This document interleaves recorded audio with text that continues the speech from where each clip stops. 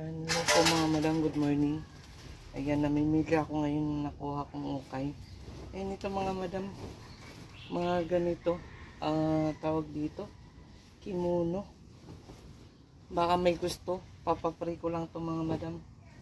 Ayan, pwede ito mga madam sa costume ng mga anak nyo. Oh. Dami nito. Yung ganito. Ito pa. Mga kimono na or pwede siyang bathrobe. Ito pa. Yung mga ganito mga madam na pwede siyang i-bathrobe. Ito sa inyo. Ganyan siya. Kagandahan nito, pwede siyang gawing ano. Pwede siyang gawing tawag dito. Ayan o. Mga kimono. Pwede gawing kumot or bathrobe. Oh. Ayan, for pick up mo madam. Ito pa.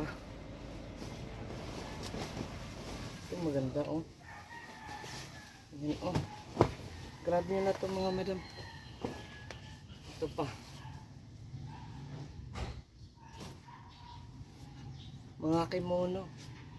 Ayan. Pwede nyo siyang ano. Itahi. Gawin yung punda. Ayan. Itong kimono din to. Or pwede siyang pang ano. Costume. Ayan. Mga kimono mga madam. Ilang peraso to? 1 2 3 4 5 6 7 peraso. Puro mga kimono ng Japan mga madam. Okay, or pick up yan. Free lang yan mga madam.